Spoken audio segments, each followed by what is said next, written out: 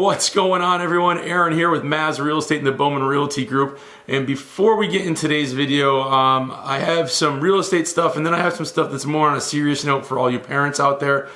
Something that, you know, if any of you that know us or follow us on any of the social media platforms, you know that we have a large family, a blended family of total of 5 kids, a couple chickens, a dog, a betta fish, and 2 cats. So you know we're pretty busy, and we have a lot of young ones. So the little service announcement I guess I have is for all you parents that watch this, or nephews or nieces or cousins or aunts and uncles that are older that have younger ones in their life. You want to just stay near the end of this to hear that little important message. It is something that's been recently in the news. So before we get into it, if you don't know who I am, my name is Aaron Bowman. I'm a local realtor with Maz Real Estate, and I run a team called the Bowman Realty Group.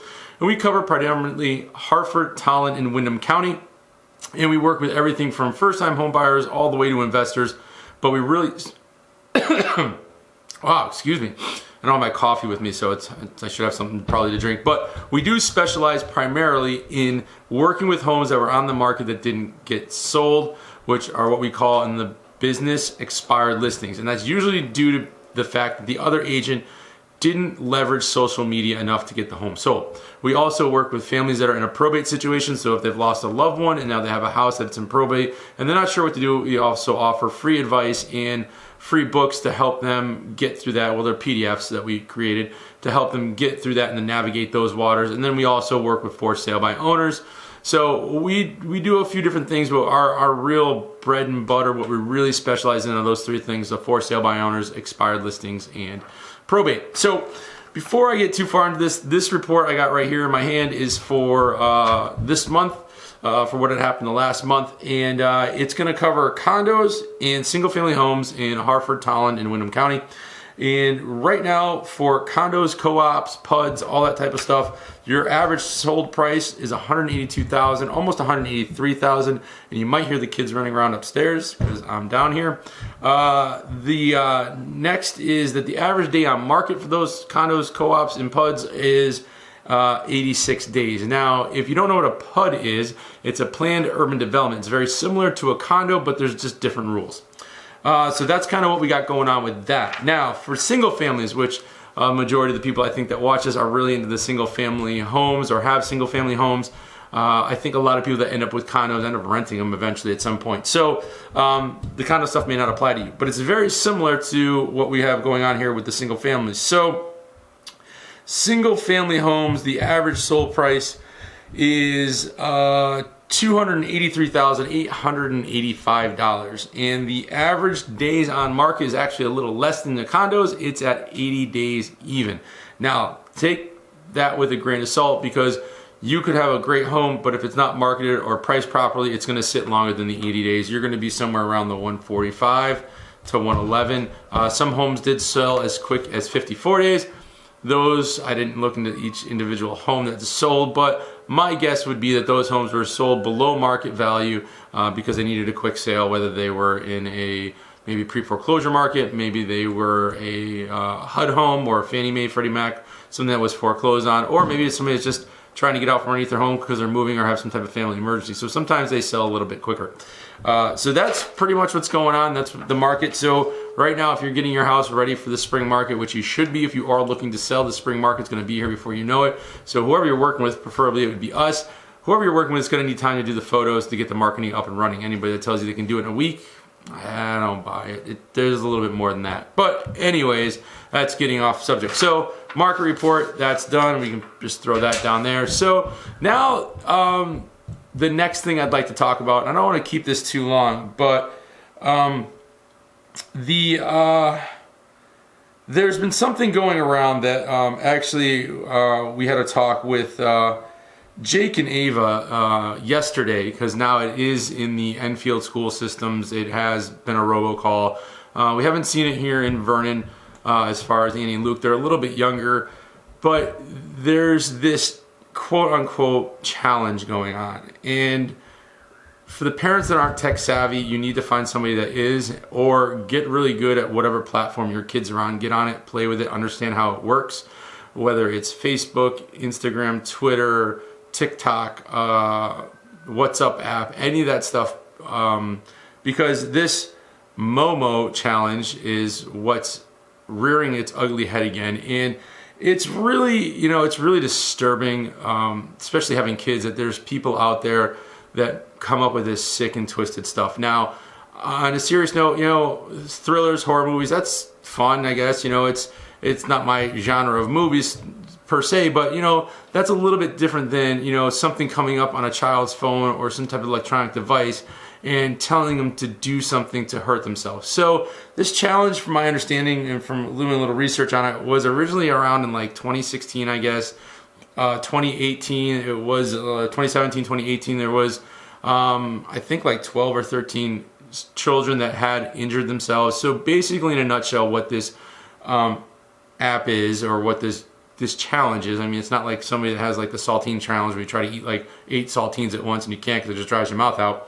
Not that I've ever tried, but you're watching a video, your kid's watching Peppa Pig on YouTube, your kid's watching something, and this image pops up, kind of like, if you guys remember Beetlejuice, the lady when she pulled her face out real long, it kind of looks like that. I guess it's some Japanese art or something, or a statue that was made. It's creepy. It's got big eyes, and I'm not going to show it on here because I really don't want to publicize it too much.